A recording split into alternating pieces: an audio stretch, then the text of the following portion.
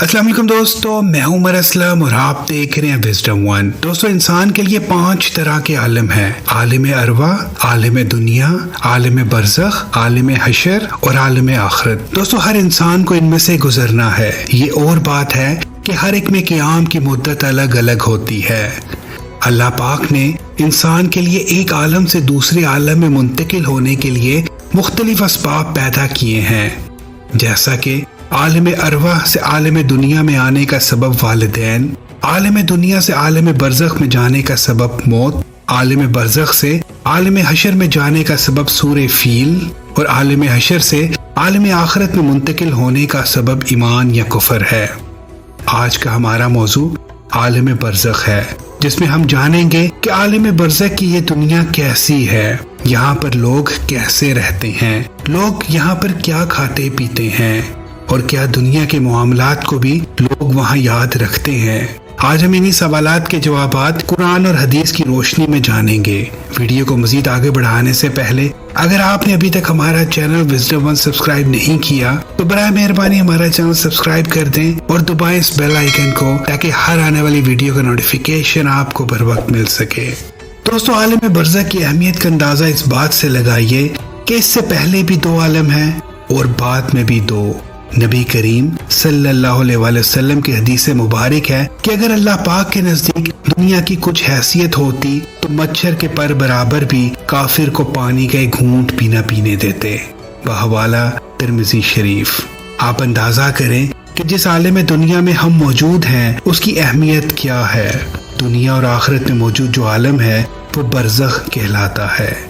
बरज़ख के लफ्ज़ी माने आड़ या पर्दा के हैं। इंसान की मौत से लेकर क़यामत में उठने तक का वक्त बरज़ख कहलाता है। यानी अगर ये कहा जाए कि ये वो मकामात हैं जिनमें मौत के बाद हशर तक रूहें रहती हैं तो गलत ना होगा।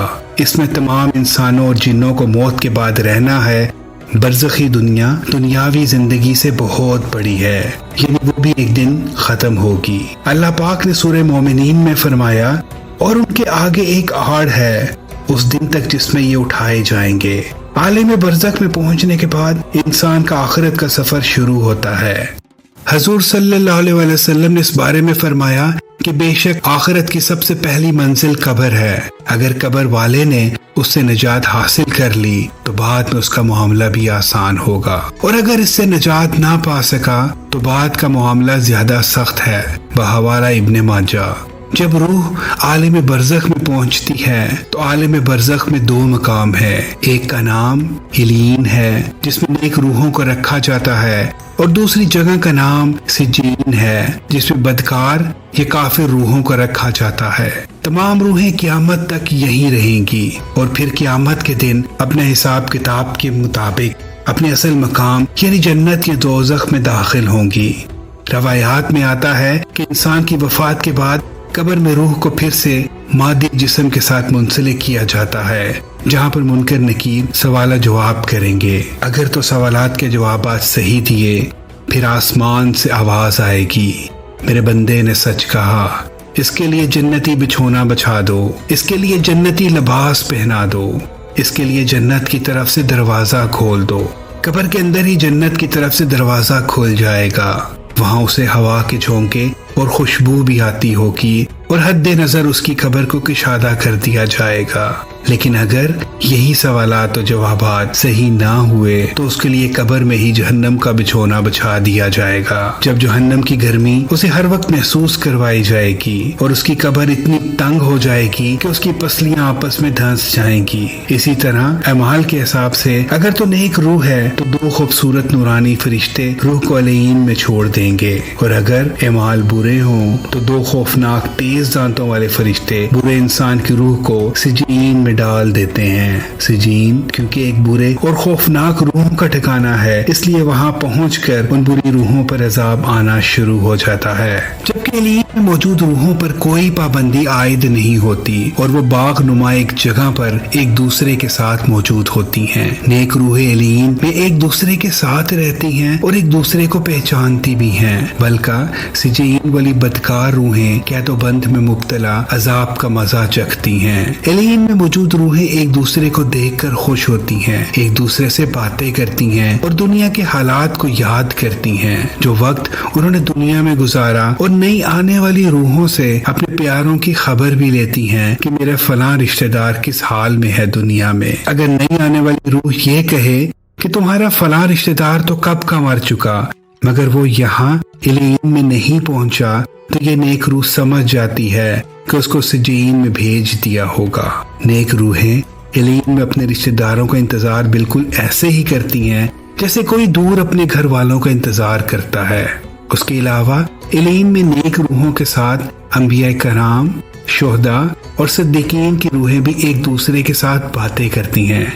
नेक रूहें अपने करीबी रिश्तेदारों से मुलाकात करेंगी, जबकि नबी पाक सल्लल्लाहु अलैहि वसल्लम ने हजरत फातिमा रजी अल्लाह ताला अन्हा से फरमाया था कि मेरे वसाल के बाद जो नेक रूह सबसे पहले मुझे मिलेगी वो फातिमा तुम ही होगी। और बिल्कुल ऐसा ही हुआ। आप नबी करीम सल्लल्लाहु अलैहि वसल्लम के वसाल के 4 या 6 महीने के बाद हजरत फातिमा रजी अल्लाह ताला अन्हा हजूर नबी करीम सल्लल्लाहु अलैहि वसल्लम से जा मिली। यानी नेक रूहें आलम बरज़ख में एलीन में एक दूसरे को पहचानती हैं और एक दूसरे से मुलाकात भी करती हैं और ना सिर्फ अपने बाकी के रिश्तेदारों से आने वाली रूहों से हाल दरियाफ्त करती हैं बल्कि उनकी वहाँ मुंतजर भी रहती हैं। दोस्तों ये याद रहे कि आलम बरज़ख में रूहें आलम महशर कायम होने तक रहेंगी।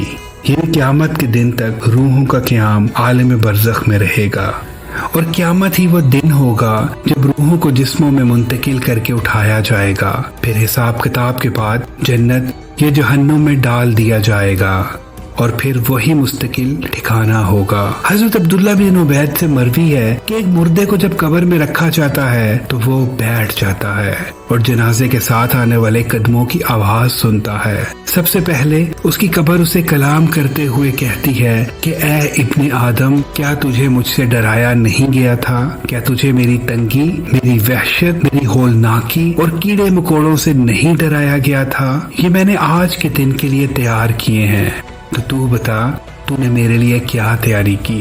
दोस्तों आपको एक हदीस मुबारक के बारे में भी बताते हैं। नबी करीम सल्लल्लाहु अलैहि वसल्लम ने फरमाया कि कब्र जन्नत के बागों में से एक बाग होती है या दोज़ख के गढ़ों में से एक गढ़ा।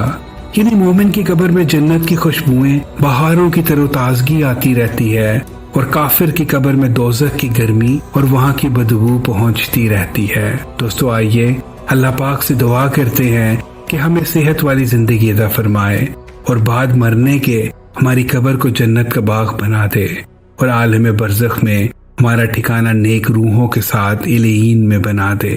दोस्तों वीडियो पसंद आए तो इसे लाइक, शेयर और कमेंट करना ना भूलिएगा। अपना बेहद ख्याल रखिएगा। नेक्स्ट वीडियो तक के लिए अल्लाह हाफिज। देखते रहिए विज़डम वन।